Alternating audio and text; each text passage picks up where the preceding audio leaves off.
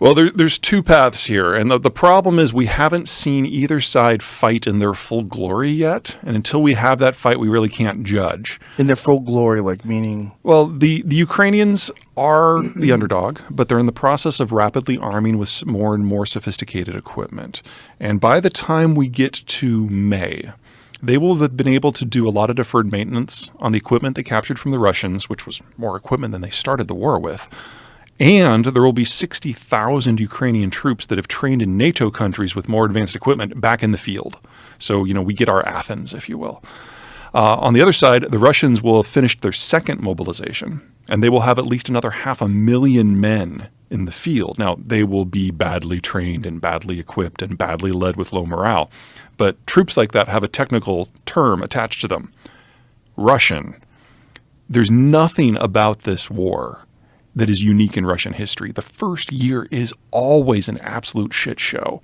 And then the Russians throw bodies at the problem until it goes away. And in half of those wars, the Russians ultimately win.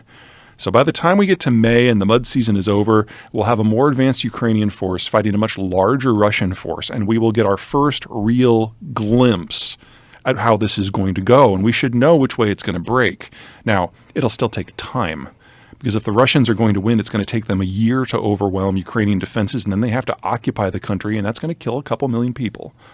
Or the Russians are going to be able to completely break the logistical supply chains that allow the Russian troops to even exist, and we'll have 500,000 dead Russians. And the Ukrainians will be able to push the Russians out of Crimea in the east. And then we get to talk about the next stage, because this is just the opening phase of what is going to be a multi-year and perhaps even multi-decade conflict. Jesus. Yeah. Welcome to Russia. So how do you think it goes?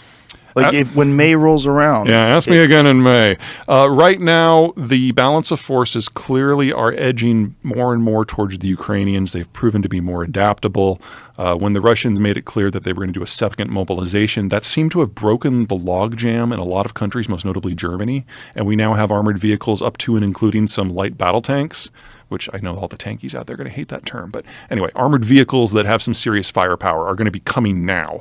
The Bradleys from the United States specifically.